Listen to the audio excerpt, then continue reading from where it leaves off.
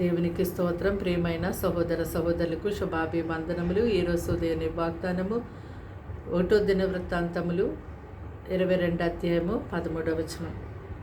ధైర్యం తెచ్చుకుని బలముగా ఉండుము, భయపడకము, దిగులు పడకము.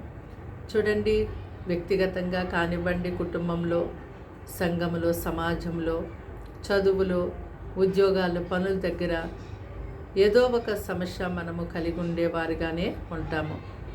అయితే కొందరు ఆ సమస్యలు బట్టి అది చిన్నదా పెద్దదా అని కాదు, ఆ సమస్యలు బట్టి ఎంతో కృంగిపోతూ ధైర్యాన్ని కోల్పోయి బలహీనులుగా అయిపోతారు. కానీ దేవుడు ఏమంటున్నాడు, నీ ఎదుర ఉన్నటువంటి ఆ సమస్య ఏదైనప్పటికీ కూడా నువ్వు ధైర్యం తెచ్చుకొని బలముగా ఉండాలి. దిగులు పడకూడదు, భయపడకూడదు. ఆ సమస్యను నుంచి బయటికి తీసుకురావడానికి నేను నీ కుడి ప్రక్కన నిలబడి నేను బలపరుస్తున్నాను, నీ ధైర్యపరుస్తున్నాను, నీకు జ్ఞానమిస్తున్నాను, నీకు ఆలోచనిస్తున్నానని ప్రభు సెలవిస్తున్నారు. కనుక మరి దేవుని యొక్క సహాయాన్ని మనం వేడుకున్నప్పుడు తప్పకుండా దేవుడు మనల్ని కష్టంలో మనకు అండగా ఉండి మనకి ధైర్యాన్ని ఇస్తారు.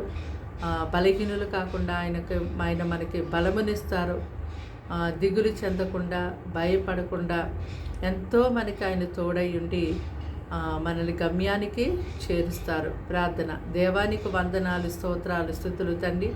మాటలు వింటున్న బిడ్డలు మీ రక్తంతో కడిగి ముట్టి బలపరిచి దీవించి ఆశీర్వదించండి.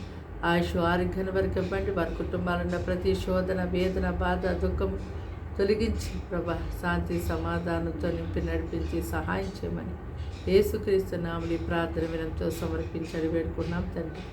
ఆమేన్.